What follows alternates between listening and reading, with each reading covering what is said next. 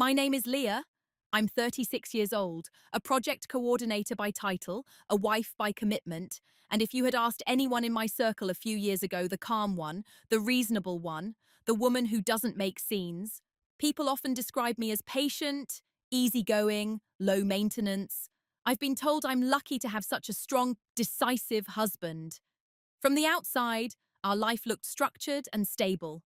He was confident, articulate, and quick with opinions. I was thoughtful, measured, and careful with my words.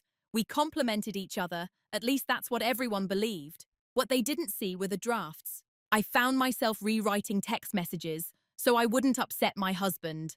That became a quiet ritual. I would type something simple, I'll be home a little late, and then pause. Delete, rewrite, soften, add a smiley face, remove a period because it might look cold, add context that wasn't asked for, offer reassurance that hadn't been requested. Every word felt like walking through emotional landmines I didn't understand. At first, I thought it was maturity, compromise, marriage requires adjustment. Right? We're told that love means consideration, that harmony sometimes means choosing silence, and I was very good at choosing silence. But this isn't a story about dramatic betrayal. There's no screaming match in a restaurant, no shattered glass, no sudden villain reveal. This is a story about erosion, about how you can slowly disappear inside a relationship that looks perfectly functional from the outside. It's about being underestimated not because you're weak, but because you're quiet, because you observe more than you react, because you take notes instead of taking revenge. Most importantly, this is not a story about destroying someone. It's about reclaiming yourself without announcing it, about discovering that silence can be surrender or strategy. I'm not here to paint myself as a saint. I made choices. I tolerated things I shouldn't have. I told myself stories to justify staying comfortable. I participated in my own minimization. But I also learned something powerful. When you stop trying to win arguments and start studying patterns, everything shifts. Over the next hour, I'm going to tell you how that shift happened. Not loudly, not dramatically, just truthfully. And maybe, as you listen, you'll recognize a version of yourself in the pauses between the sentences. Tell me, have you ever edited yourself just to keep the peace? To understand what changed, you have to understand who I was to them. At work, I was the glue. That's the word my manager used during performance reviews. Reliable, detail-oriented, the person who made sure deadlines didn't slip and egos didn't collide. In meetings, I sat slightly back from the table, laptop open, capturing everything. I rarely interrupted. When I did speak, it was concise, usually to clarify something no one else had noticed. People trusted me with logistics, but not with vision. They assumed I preferred it that way. At family gatherings, I was the polite daughter-in-law, the one who helped in the kitchen without being asked, the one who laughed softly at jokes that weren't funny.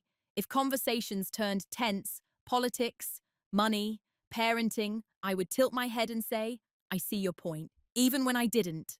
And to my husband, Daniel, I was steady. He liked that about me. He said it often, you keep me grounded. He'd tell friends, it sounded like praise, and I wore it like a badge.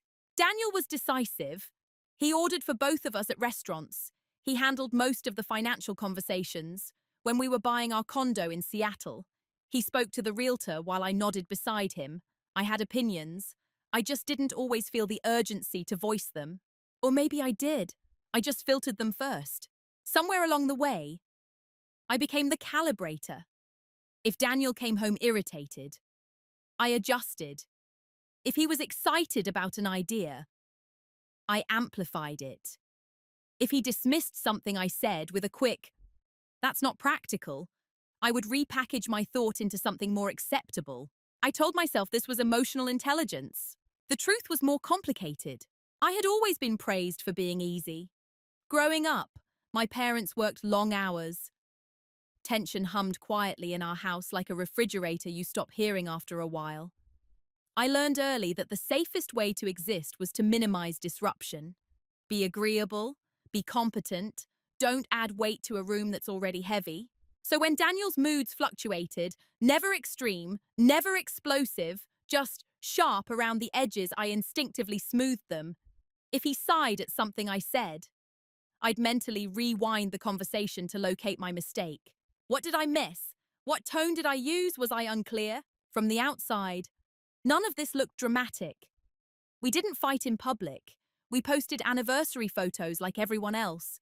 We hosted dinner parties where Daniel grilled salmon and debated urban development, while I refilled wine glasses and redirected conversations when they veered too close to discomfort. People often told me, "You two are such a balanced couple." Balanced? It's interesting how balance can sometimes mean one person constantly adjusting to offset the other. There were small moments so small they would sound ridiculous if I listed them out loud. The way he'd correct my pronunciation in front of friends, the way he'd say, "That's not what you mean," and then explain my own thought back to me, the way decisions slowly stopped feeling mutual. If I hesitated, he'd call it overthinking. If I disagreed, he'd call it emotional. If I withdrew, he'd say I was being distant. So I worked harder to be steady, to be clear, to be agreeable. And because I didn't shout, no one assumed I was shrinking. Even I didn't notice it at first. It's strange how invisibility doesn't arrive all at once. It happens in layers. First, you volunteer less of your opinion, then you soften your tone, then you pre-edit your emotions. Eventually, you're so skilled at self-regulation that people stop asking what you actually feel. They assume you're fine. I was fine, functional, responsible, quietly proud of my ability to handle things. But if I'm honest, there was a subtle ache beneath it all, a faint but persistent question I never voiced. When was the last time someone adjusted to me? I didn't resent Daniel. Not then. I didn't feel oppressed. I felt responsible. Responsible for maintaining harmony, responsible for being the stable one, responsible for ensuring our marriage ran smoothly. And because I carried it so well, no one thought to ask if it was heavy, least of all me. If I had to name the first moment something inside me flinched, it wouldn't sound significant. There was no betrayal, no raised voice, just a dinner table, 4 friends, a bottle of red wine is breathing between us. We were talking about career trajectories, who was pivoting, who was scaling, who was thinking bigger. One of Daniel's colleagues asked me how things were going at the architecture firm. Before I could answer, Daniel smiled and said, "Leah's great at keeping everyone organized. She's basically the backbone of the place. Not really interested in climbing the ladder, though she likes staying out of the chaos." Everyone chuckled lightly. It sounded affectionate. I felt my smile freeze half a second too long, because that wasn't entirely true. I had mentioned weeks earlier that I was considering applying for a junior operations manager role. It would have meant more responsibility, a small team, a seat at strategic meetings instead of just note-taking. Daniel had responded with, "Are you sure you want that stress? You're happier when things are simple." At the time, I nodded. Maybe he was right. Maybe ambition wasn't necessary. Maybe peace was better.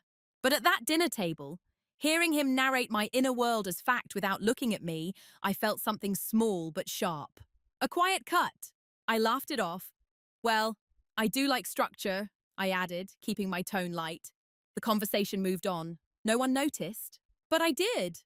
On the drive home, rain sliding down the windshield, I stared out at the blurred city lights and replayed the moment. Not with anger, with confusion. Why didn't he ask me to speak for myself? Why did he sound so certain about what I wanted? I almost brought it up. The words hovered on my tongue. Instead, I calculated. If I mention it, he'll say I'm overreacting. If I say it bothered me, he'll say it was just a joke. If I push, the evening will turn tense.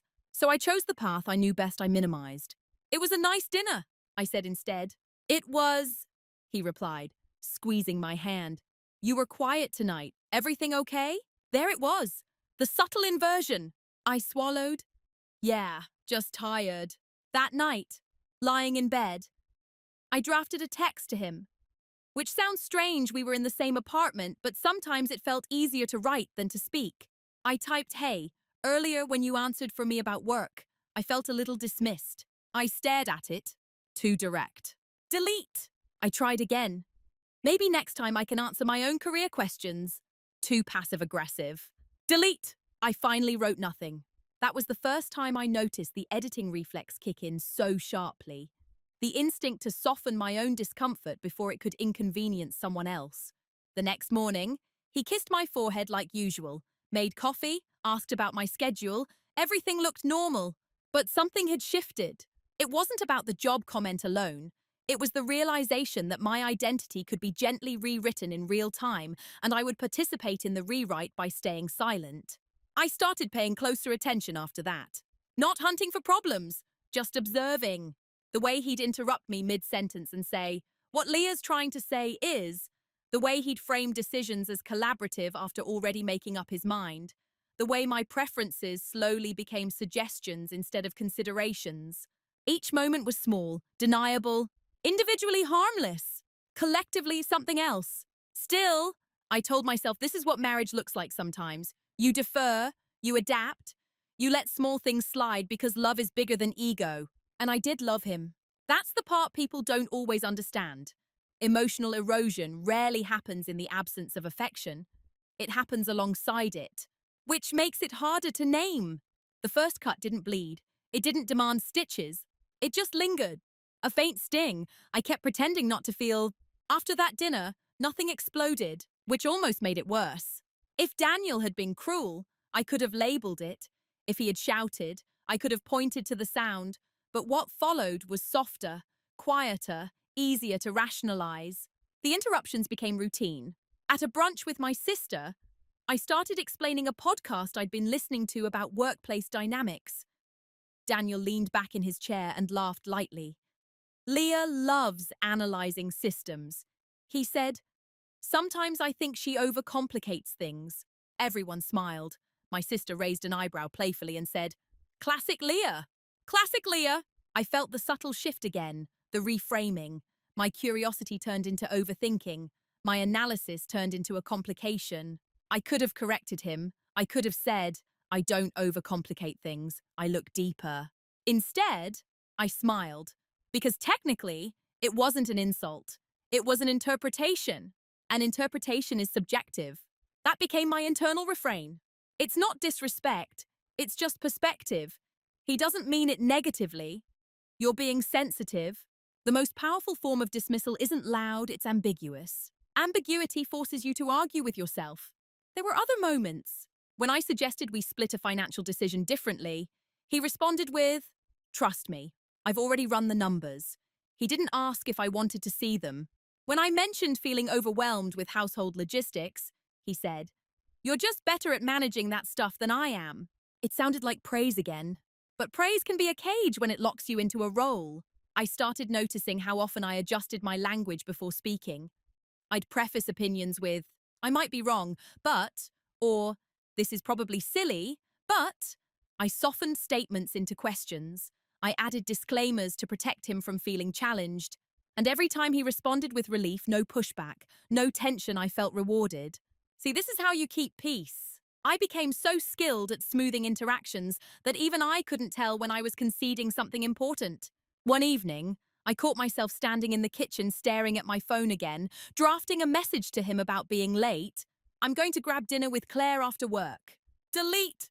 Would it be okay if I grab dinner with Claire after work? Pause. Why am I asking permission? Delete. Hey, Claire invited me to dinner. I'll be home around 9. I stared at it for a long time before pressing send. When his reply came, "Next time, give me more notice," I had assumed we'd eat together. My chest tightened. He wasn't angry, just firm. And instead of questioning why my independence required notice, I apologized. "Sorry, I didn't realize." That's how normalization happens. Not in dramatic declarations, in subtle corrections you absorb without resistance. Over time, I began to anticipate his reactions before they occurred.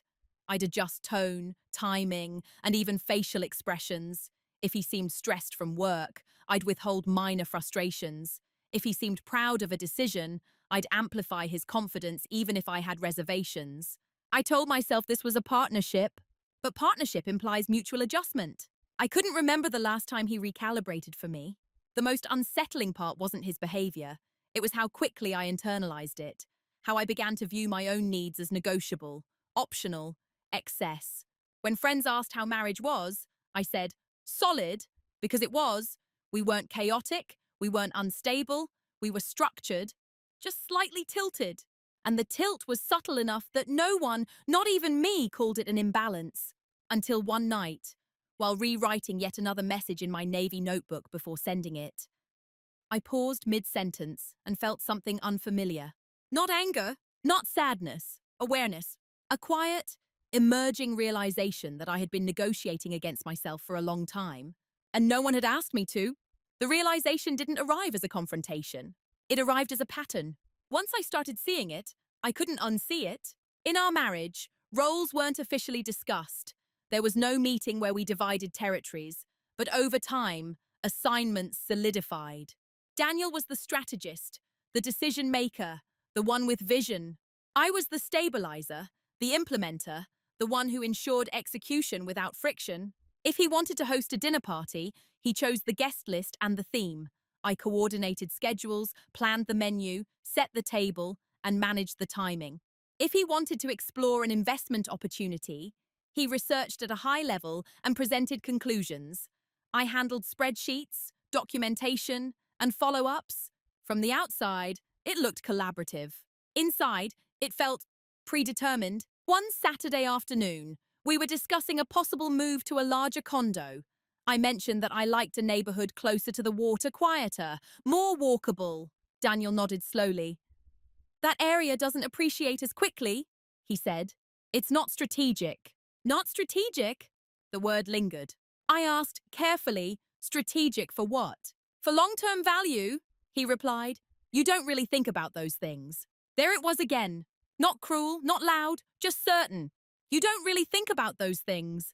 The strange part, I did think about those things. Often, I tracked our finances more meticulously than he realized. I read market reports. I had projections saved in folders he'd never opened. But I had never insisted on being seen as someone who thought strategically. I had accepted the organized supporter narrative because it was easier than challenging it. Roles become comfortable when they protect you from conflict. That night, I sat on the edge of our bed and asked myself a question I hadn't dared to form before. When did I agree to be the supporting character in my own life? The answer wasn't dramatic. I agreed in small moments, when I let him speak for me, when I laughed off corrections, when I chose harmony over clarity. The role wasn't forced onto me. It was reinforced by my silence. And silence, I was beginning to understand, is interpreted as consent. The more I observed, the clearer the script became. At family events, Daniel handled big conversations, career moves, politics, long-term planning. I was asked about recipes, vacation ideas, and office gossip. At work gatherings, he introduced me as the detail queen. He said it with affection, but he never mentioned my ideas, my analyses, the systems I had redesigned at the firm. I realized something uncomfortable. I had become useful. Useful is not the same as valued. Useful people are relied upon. They are thanked. They are praised for reliability. But they are rarely consulted for power. That distinction settled heavily in my chest. For years, I thought invisibility meant being ignored. But I wasn't ignored. I was dependent on, trusted with logistics, trusted with emotional labor, just not trusted with authority. And I had participated in building that image. Because there was safety in it. If you're not the decision maker, you're not blamed for outcomes. If you're not the visionary, you're not challenged publicly. If you're easy, you're rarely abandoned. My old wound, the fear of being too much, had found a comfortable home inside this role. As long as I stayed measured, agreeable, competent, but not dominant, I would be secure. But security built on shrinking isn't stability. It's containment. The shift that began inside me wasn't anger at Daniel. It was a quiet withdrawal from the script. I stopped volunteering for quick reassurances. I stopped preemptively explaining my preferences. I let small silences linger in conversations instead of filling them. At first, no one noticed, because the role I was assigned required me to be predictable. And predictability is soothing to everyone except the person trapped inside it.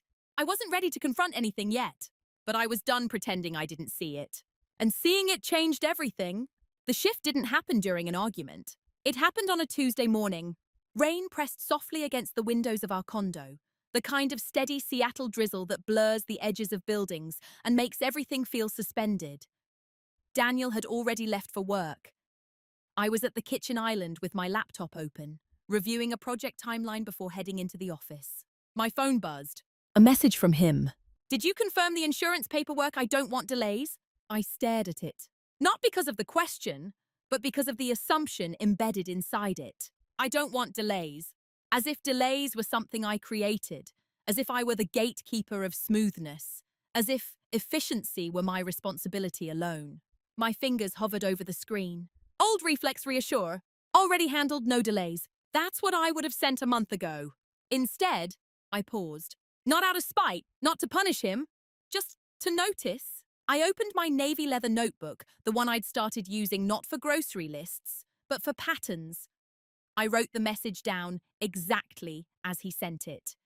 Then I wrote what I instinctively wanted to reply. Then I wrote a third version. It's scheduled for review tomorrow. If you'd like to double-check anything, feel free. Neutral, informative, no apology, no emotional cushioning. I read it 3 times before sending. When his response came, okay, I felt something unfamiliar. There was no correction, no irritation, no escalation. Just, okay. I leaned back in my chair slowly. For years, I had believed that if I didn't manage tone perfectly, tension would follow. That if I didn't soften my edges, something sharp would hit back. But nothing happened. The world didn't tilt. The marriage didn't fracture. The silence after my neutral response felt spacious. Later that afternoon, during a meeting at work, one of the senior architects proposed a timeline that didn't make sense. Normally, I would have waited until after the meeting to suggest adjustments privately. Instead, I raised my hand. I'd like to walk through the resource allocation, I said calmly. There's a bottleneck in week 3. The room shifted slightly, not hostile, just surprised. We pulled up the numbers. I was right. After the meeting, my manager pulled me aside. You should speak up more often, she said. You see things others don't. The comment lingered with me all evening. See things others don't. At home, Daniel was animated about a potential new client. He talked through strategy, pacing back and forth. I listened. And for the first time, I didn't nod automatically. I think you're underestimating the onboarding timeline, I said evenly. There's risk there. He stopped pacing, looked at me. For what reason, he asked. It wasn't dismissive. It was curious. I explained calmly, clearly, no disclaimers. He considered it longer than usual. Maybe, he said, I'll look at it again. No sarcasm, no correction. That moment didn't look monumental. But internally, something locked into place. The shift wasn't about him changing. It was about me stepping out of automatic deference. I realized I had been bracing for an impact that never actually came. Anticipating reactions based on old fears rather than the present reality. Had Daniel grown used to my compliance? Yes. Had I trained him to expect it? Also yes. But when I stopped cushioning every interaction, the dynamic didn't explode. It recalibrated, subtly, quietly. That Tuesday wasn't dramatic. There were no tears, no declarations. Just a woman sitting at her kitchen island, choosing not to apologize for existing. And once you feel that shift, once you realize you can speak without shrinking, it's impossible to go back to editing yourself the same way. Silence, I began to understand, doesn't always mean surrender. Sometimes it means you're gathering power. After that Tuesday, I didn't transform overnight into someone bold and confrontational. I became quieter, but it was a different kind of quiet. Before, my silence had been protective. I withheld thoughts to prevent tension. I filled pauses to keep everything smooth. I anticipated reactions and softened myself accordingly. Now, my silence was observational. I stopped over-explaining my schedule.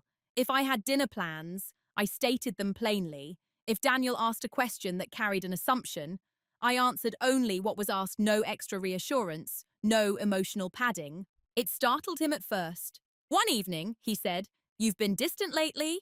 I didn't rush to deny it. "I've been thinking," I replied. "About what?" "Patterns." He laughed lightly. "That sounds ominous." "It's not," I said calmly. And it wasn't. I wasn't plotting. I wasn't angry. I was watching. When he interrupted me mid-sentence, I didn't correct him sharply. I just stopped talking altogether, let the silence hang long enough for him to notice. Sometimes he did. "Sorry, go on," he'd say. Sometimes he didn't. Both responses told me something. At work, I began documenting more intentionally. Not just project timelines, but conversations, decision points, Instances where my suggestions were dismissed and later adopted under someone else's name. Not out of resentment, out of clarity.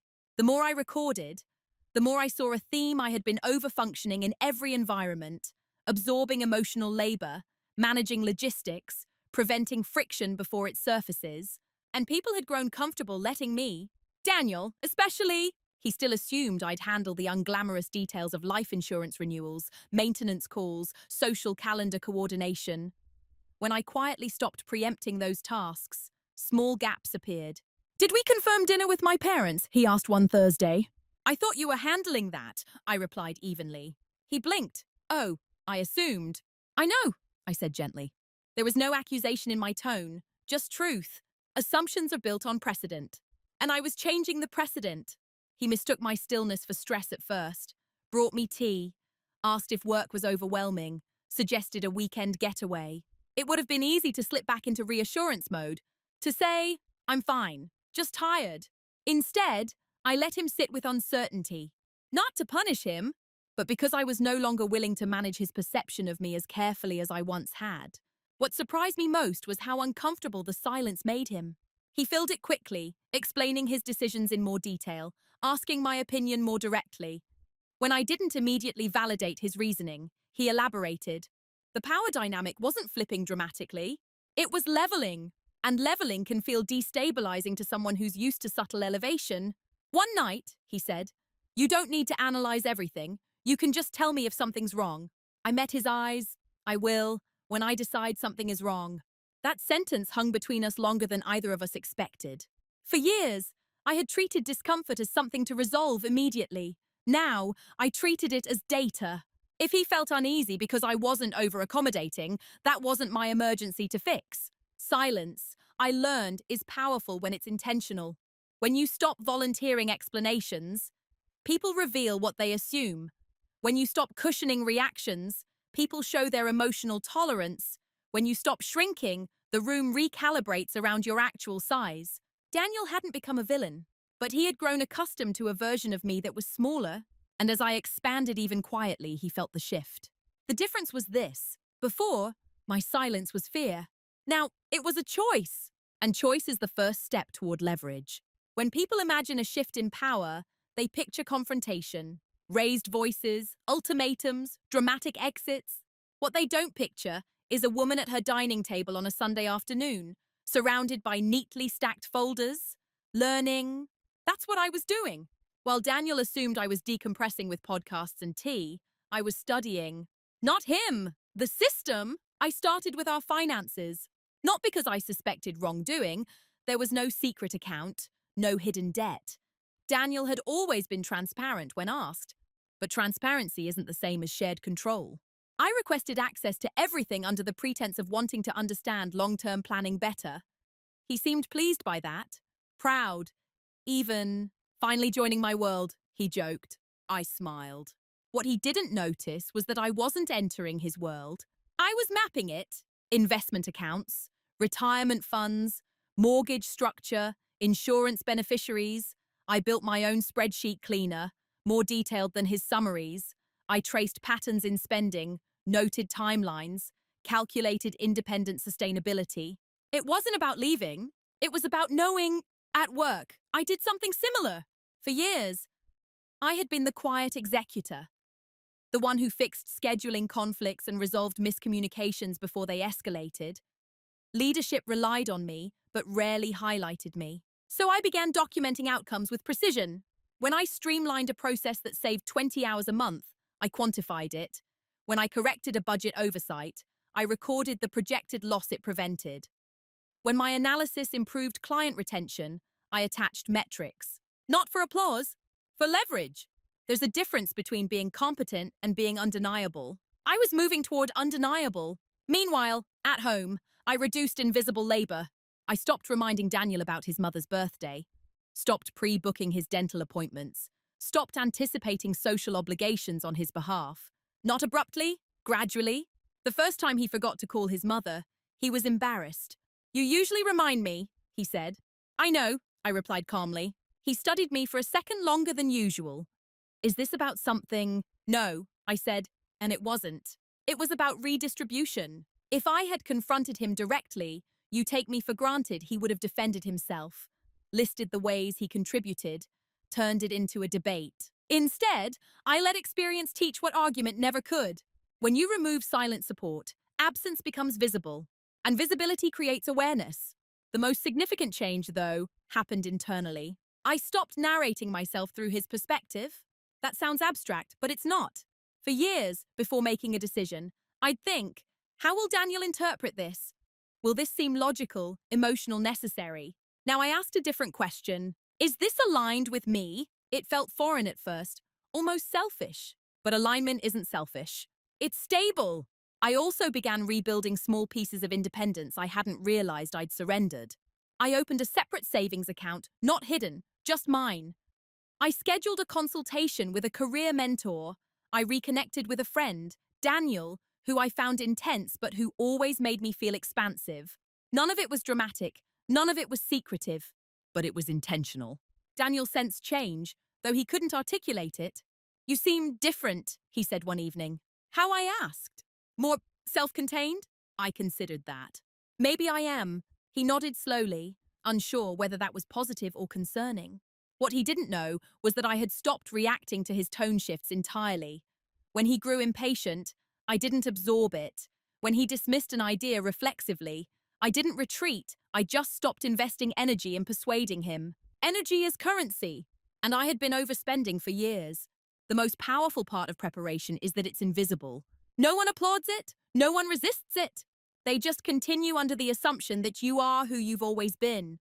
Daniel believed I was still the steady, agreeable wife who preferred staying out of chaos. He didn't realize I was studying architecture of a different kind. The structure of our marriage, the foundation of our roles, the exit points and reinforcement beams. Not because I wanted to burn it down, but because once you understand a structure fully, you are no longer trapped inside it. And for the first time, I felt something stronger than fear. I felt optionality. The moment of leverage didn't come with fireworks. It came with paperwork. I was sitting in my office after hours, the building nearly empty, reviewing updated firm financials. As project coordinator, I wasn't required to analyze profit distribution, but I had access to enough data to see trends. One line item caught my attention: operational inefficiencies. It was vague, broad, repeated across quarterly reports, and attached to it were losses, substantial ones. I traced the source. Most of the inefficiencies were tied to misaligned project timelines. Timelines I had previously flagged in meetings, but that were overridden by senior architects eager to secure contracts quickly. I cross-referenced my documentation. Every single time I raised concerns about compressed schedules, the projects later required expensive adjustments. And every time I had been dismissed with phrases like, "We'll manage," or "It won't be that complex." I leaned back slowly. This wasn't about being right. It was about being consistently accurate. For years, I had internalized the idea that I overthought things, that my caution was excessive. My measured approach slowed momentum. But the numbers told a different story. My caution saved money. My analysis prevented waste. My restraint was strategic foresight. The private reveal wasn't emotional. It was mathematical. I wasn't small. I had been positioned as small. And I had agreed to the positioning. That same week, something similar happened at home. Daniel was preparing a presentation for a potential long-term client. He asked me to look it over for typos. I read the entire proposal carefully, not just for grammar, but for structural gaps. There were risks embedded in the projected delivery timeline, revenue assumptions that relied on best-case scenarios, contingencies missing. I wrote a separate document, not corrections, but risk analysis. When I handed it to him, he skimmed the first page casually. Then his posture changed. He sat down, read more slowly. "Where did you learn to structure analysis like this?" he asked. I held his gaze. "I've always structured analysis like this." He didn't respond immediately. For the first time, I saw recalibration in his eyes. Not defensiveness, recognition. But here's what mattered. I didn't feel triumphant. There was no internal celebration. No, finally, he sees me. There was only clarity. If he chose to recognize my depth, that was his decision. But my depth no longer depended on his recognition. That distinction is everything. Later that night, I opened my notebook again and wrote a simple sentence. I am not underqualified in my own life. I let that sit. The leverage I had uncovered wasn't a secret account or a dramatic flaw. It was competence, consistency, the kind of quiet intelligence that compounds over time. And because I had documented everything at work and at home, I now had evidence of my value that didn't rely on validation. I also realized something else. If I left tomorrow, job or marriage, I would not collapse. Financially, I was stable. Professionally, I was credible. Emotionally, I was regulated. The fear that had kept me compliant for years, that expressing myself fully might destabilize everything, was losing its grip. Stability wasn't coming from Daniel. It was coming from me. That was the private reveal. Not that he was failing me, but I had outgrown the role I was playing. And once you know you can stand alone, you stop negotiating from fear, you start negotiating from choice. I didn't confront him that night. I didn't announce my awakening. I simply adjusted my posture internally. And sometimes, that's the most irreversible move of all. It doesn't rush you. It doesn't shout instructions. It simply removes the fog and leaves you alone with what you already know. After the private reveal, after I understood my own leverage, I arrived at a crossroads I had avoided for years. There were options. Option 1. Confront everything directly. Sit Daniel down, list the patterns, and explain how I had felt minimized. Demand restructuring of our dynamics, possibly couples therapy, a formal reset. Option 2. Continue as we were, but internally detached. Use my newfound awareness to protect myself emotionally while maintaining the appearance of harmony. Option 3. Change the structure without announcing the renovation. The first option would have been dramatic. It would have required him to accept my narrative immediately or risk escalating the conflict. It would position me as the dissatisfied partner presenting grievances. The second option felt dishonest. It would preserve peace at the cost of intimacy. I didn't want to live parallel inside my own marriage. The third option was the most subtle and the most irreversible. It required no accusations, no emotional speeches, just movement. I spent several weeks observing Daniel more closely, not to gather evidence against him, but to understand whether growth was possible within the existing structure. When I spoke more directly, he listened, sometimes awkwardly, but he listened. When I withheld automatic reassurance, he grew slightly unsettled but not hostile. He wasn't cruel. He was comfortable. Comfort can be reshaped. One evening, while we were reviewing potential neighborhoods again, he defaulted to investment metrics. I listened fully. Then I said, evenly, I'm choosing where I want to live based on daily quality of life, not just appreciation curves. If we can't align on that, we shouldn't move. The room went still. There was no anger in my tone, no edge, just finality. He looked at me carefully. That sounds like an ultimatum. It's a boundary, I replied. That was the first irreversible step. Not because it threatened him, but because I didn't retract it. In the past, I would have softened that statement within seconds, added context, reassured him I was flexible. This time, I held eye contact. He leaned back slowly. Okay, he said. Then let's look at both variables. That moment told me something critical. He responded to firmness, not to fragility. I realized that I had been protecting him from the discomfort of negotiation by negotiating against myself first. The decision point wasn't whether to leave him, it was whether to stop abandoning myself. And once you decide that, every interaction shifts. Over the next month, I began restructuring tangible aspects of our life. We rebalanced financial visibility, formally shared dashboards, equal oversight. We redistributed household management, explicit ownership instead of assumption. We scheduled conversations intentionally instead of drifting into them. None of it felt explosive, but it was deliberate. Daniel struggled at times. He'd say, "You've changed," with a mixture of curiosity and unease. "I've clarified," I'd respond. "There's a difference." The irreversible choice wasn't divorce. It wasn't revenge. It wasn't silent resentment. It was stepping into full authorship of my life, even inside the marriage. If he rose to meet me, we would evolve together. If he resisted, the imbalance would become undeniable. Either way, I would no longer shrink from preserving peace. And once you cross that threshold, once you decide your voice will no longer be edited for comfort, you cannot uncross it. Not without losing yourself entirely. I chose the irreversible path of self-alignment, not because I wanted to win, but because I refused to disappear. Once I made the decision to stop abandoning myself, the next phase wasn't emotional, it was structural. There's something powerful about making changes without announcing them as changes. No speeches, no dramatic tone shifts, just movement. At work, I requested a formal performance review outside the usual cycle, not impulsively strategically. I walked into my manager's office with a clean, concise document outlining measurable impact over the past 2 years. Hours saved, revenue preserved, client retention improved. I didn't frame it as I deserve more. I framed it as alignment. I'd like my role to reflect the scope of work I'm already performing, I said calmly. No disclaimers, no nervous laughter. She studied the document carefully. You've been operating above your title for a while, she admitted. I know, I replied. 2 weeks later, I was offered a revised position operations lead. It came with a salary increase and formal authority over project pacing. I didn't rush home to announce it triumphantly. I told Daniel over dinner, the way you'd share any normal update. That's great, he said, smiling. See, you just needed a little push. I almost corrected him, but I didn't. Not because I was shrinking again, but because I didn't need him to narrate my growth accurately for it to be real. Meanwhile, I made quieter adjustments at home. I scheduled a consultation with a financial advisor, not because I planned to leave, but because I wanted independent literacy at a higher level. I informed Daniel afterward, not beforehand. Why didn't you tell me first, he asked. I wasn't asking permission, I said gently. I was gathering information. He went quiet. That quiet used to scare me. Now it felt neutral.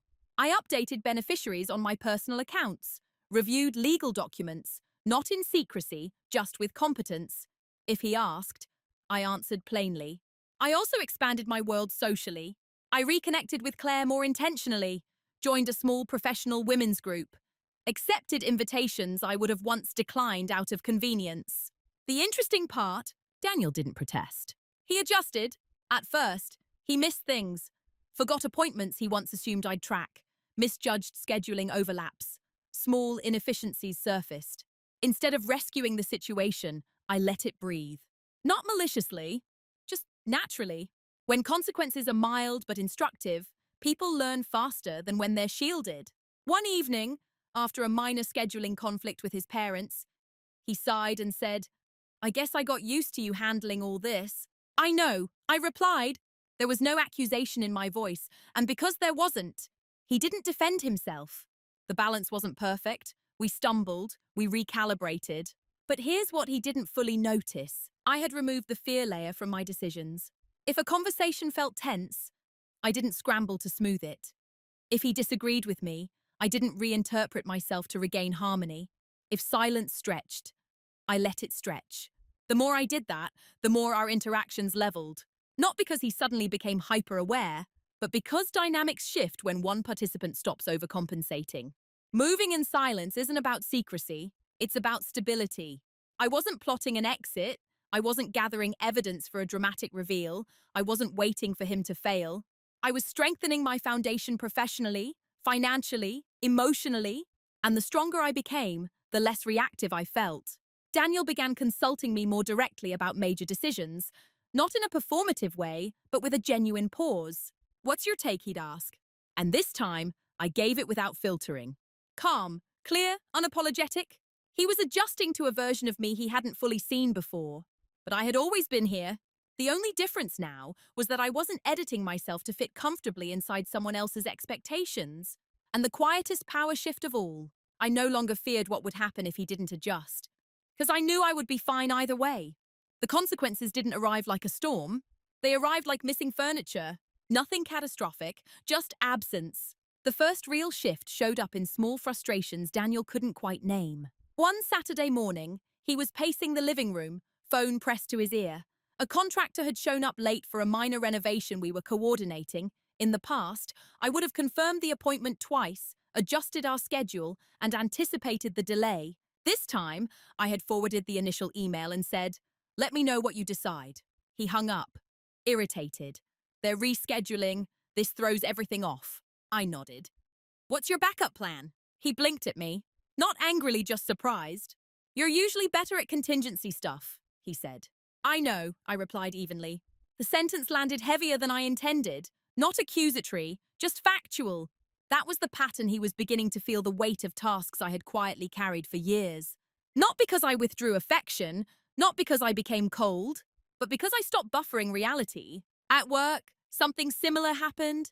In my new operations lead role, I enforced project pacing standards I had once merely suggested. When a senior architect tried to override a timeline to secure a client quickly, I said calmly, "That model cost us $42,000 in Q3. I won't approve it without risk mitigation." The room went quiet. They weren't used to resistance from me, but the data was undeniable. After the meeting, one colleague muttered, "Leah's gotten strict." Strict. Interesting word. When men enforce standards, they're decisive. When women do, they're strict. I didn't correct him. I didn't need to. The consequences were unfolding in perception. At home, Daniel started double-checking details himself, reading contracts more thoroughly, asking clarifying questions. He once would have delegated to me. He wasn't failing. He was stretching. And stretching is uncomfortable. One evening, he said, "I feel like you don't jump in as quickly anymore." "I don't jump in before you ask," I replied. There it was again, that recalibration moment. For years, I had preempted his needs. Now, I respond only to direct communication. It forced clarity. If he wanted support, he had to request it. If he wanted a partnership, he had to engage in it. The most subtle consequence, though, was emotional. He began seeking my opinion more often, but with more humility. Not dominance masked as collaboration, actual curiosity. "Do you think I rushed?" that he asked after a tense call with a client. I considered carefully before answering. "Yes," I said, "but it's fixable." No softness layered over it, no cushioning.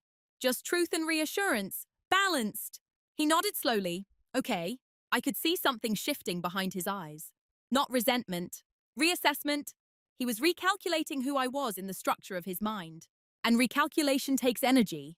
There were moments of subtle friction, a slight edge in his tone when he felt destabilized, a lingering silence after I held a boundary. But I didn't interpret those moments as danger. Discomfort is not a disaster. That realization was new for me. For years, any sign of tension triggered immediate self-correction. Now, tension was information. And here's what became undeniable. When I stopped shrinking, Daniel didn't collapse. He adjusted, not perfectly, not instantly, but steadily. The consequence of my quiet dominance wasn't chaos. It was exposure. Exposure of how much I had been carrying. Exposure of how much he had relied on unspoken labor. Exposure of my own strength. And exposure changes dynamics. Because once both people see the imbalance clearly, pretending it doesn't exist becomes harder. We weren't at crisis, but we were at a threshold. The old version of us where I absorbed and he assumed was dissolving, and neither of us could return to it. Not without feeling the loss. Not without knowing what it costs. There's a specific kind of panic that doesn't look like panic. It looks like overcompensation. It began subtly. Daniel started offering to help more. He'd ask, "What can I take off your plate?" in a tone that suggested he'd just discovered the concept of plates. I appreciated the effort. I did. But something had already shifted too deeply to be fixed by task redistribution alone. One night, after a dinner with friends where I held my ground in a political discussion calmly, firmly, he was unusually quiet in the car. "You were intense tonight," he said finally. I was clear, I replied. He exhaled slowly. "It's just, you've changed a lot." There it was again. Changed? I used to rush to soften that accusation. Now I let it sit. "Do you miss who I was?" I asked gently. The question caught him off guard. He stared at the road longer than necessary. "I miss when things felt easier," he admitted. Easier? For whom? I didn't say it out loud. I didn't need to. What he was feeling wasn't loss of love. It was a loss of predictability. When a system runs smoothly for years because one person absorbs friction, any redistribution feels like instability. He began trying to restore the old equilibrium in subtle ways. More compliments, more physical affection, more references to how solid we used to be. But I could feel the undertone. He wasn't trying to deepen us. He was trying to steady himself. The truth is, by the time someone realizes the dynamic has shifted, it's often too late to reverse it completely. Not because reconciliation is impossible, but because awareness cannot be undone. I could no longer unsee the years of self-editing. I couldn't unknow how small I had made myself to preserve harmony. Even when Daniel tried to adjust quickly, deferring more in conversations, explicitly asking for my input, it felt reactive, like someone patching cracks in a wall without examining the foundation. One evening, he said quietly, I didn't realize you felt minimized. I didn't either. I answered truthfully. That was the part he struggled with most. There was no villain to blame. He hadn't set out to diminish me. I hadn't set out to disappear. We had simply fallen into a structure that rewarded my silence and elevated his certainty. And once I stepped fully into certainty myself, the structure couldn't hold the same shape. I would have changed sooner if I knew, he said. I believed him. But here's the quiet truth. I didn't need him to change sooner. I needed to change sooner. That realization removed blame from the equation entirely, which made the distance between us more complex. Because anger can be argued, but clarity is steady, and steady things are hard to dismantle.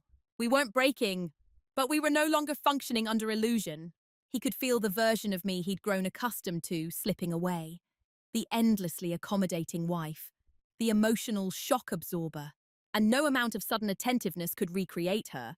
Because she wasn't angry, she was gone, not replaced with bitterness, replaced with balance. And once balance becomes non-negotiable, you can't return to imbalance without betraying yourself.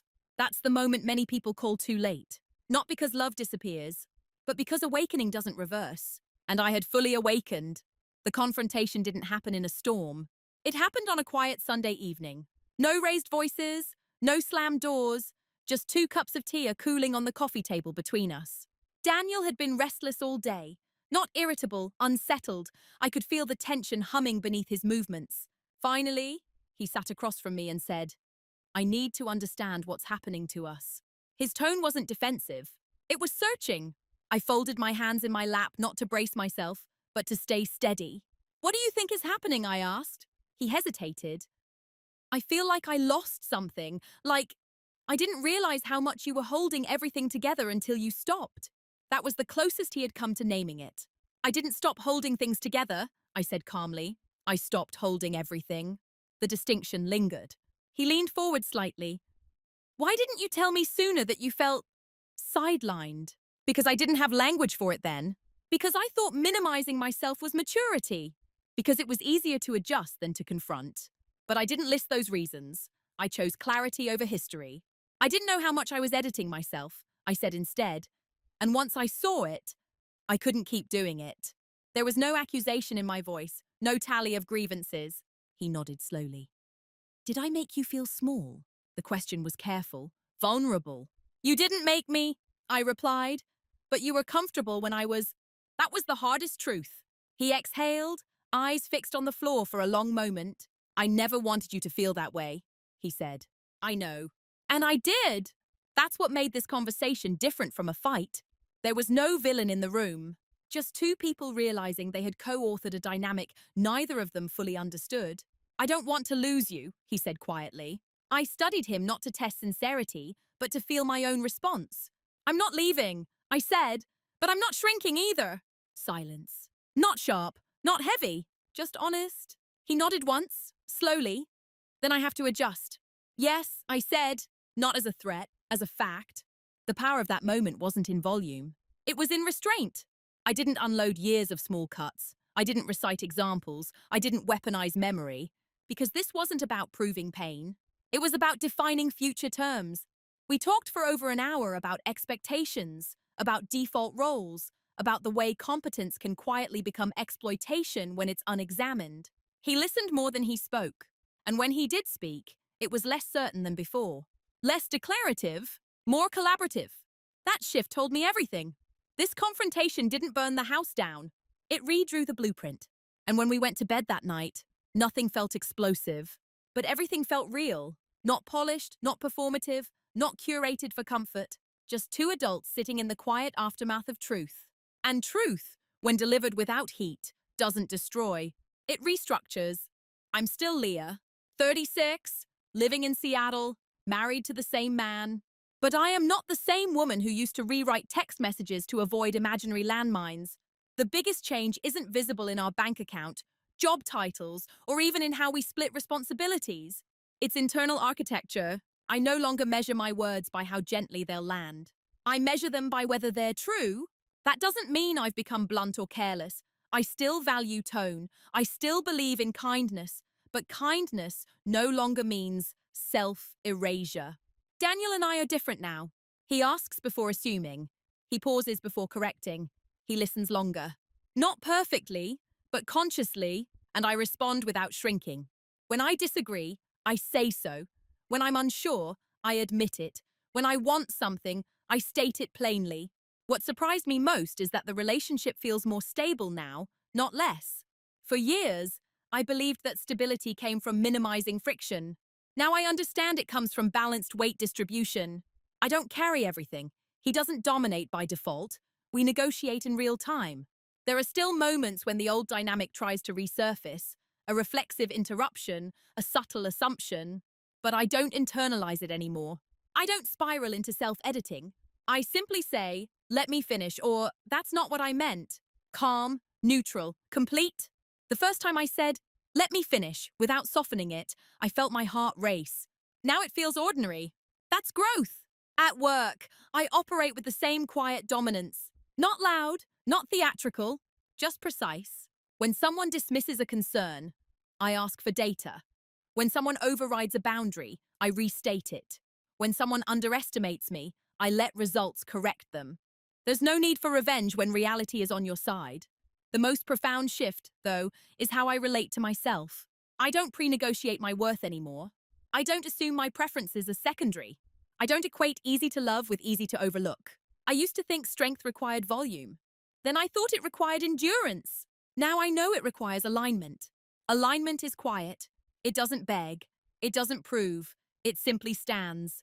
If this story had ended differently, if Daniel had resisted change, if he had insisted on the old version of me, I would have left. Not dramatically, not angrily, just steadily. Because once you experience yourself fully sized, you cannot willingly return to being smaller.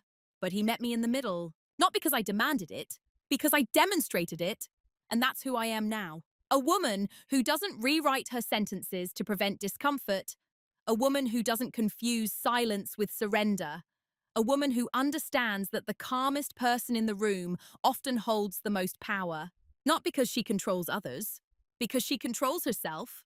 If you've listened this far, you might have expected a dramatic ending, a separation, a public reckoning, a moment where someone wins. That's not what this was. This was a story about recalibration, about how power doesn't always shift in explosions. Sometimes it shifts in posture, in tone, in the decision to stop editing yourself for the comfort of others. I used to believe love meant anticipation, predicting needs before they were spoken, smoothing tension before it formed, absorbing impact before it landed. But anticipation without reciprocity becomes erasure. What I learned is this: you can be kind without being compliant, you can be calm without being quieted, you can love someone deeply without shrinking to fit inside their expectations. The moment I stopped rewriting text messages to avoid upsetting my husband wasn't the moment I became cold. It was the moment I became clear. And clarity is not cruel. Clarity is generous. Because when you show up fully, you give the other person a real chance to meet you there. Sometimes they won't. Sometimes they can't. And if that's the case, walking away is not revenge, it's alignment. In my case, Daniel chose to grow. Not perfectly, not instantly, but intentionally. And I chose to stay not out of fear, not out of habit, but out of conscious partnership. The quiet dominance I discovered wasn't about controlling him. It was about controlling my response, my standards, my boundaries. And that's a kind of power no one can take from you. If you see yourself in this story, if you've ever softened your truth to keep peace, or rewritten your own words so they wouldn't trigger someone else's mood, I want you to sit with one question. Where have you been negotiating against yourself? You don't need to confront anyone tonight. You don't need to burn anything down. Just notice. Because once you notice, the shift has already begun. And I'm curious, if you stopped editing yourself tomorrow, what would you finally say? Video hữu ích, hãy ấn like và đăng ký kênh để ủng hộ mình nhé. Chúng ta sẽ gặp nhau ở những video tiếp theo. Bye bye.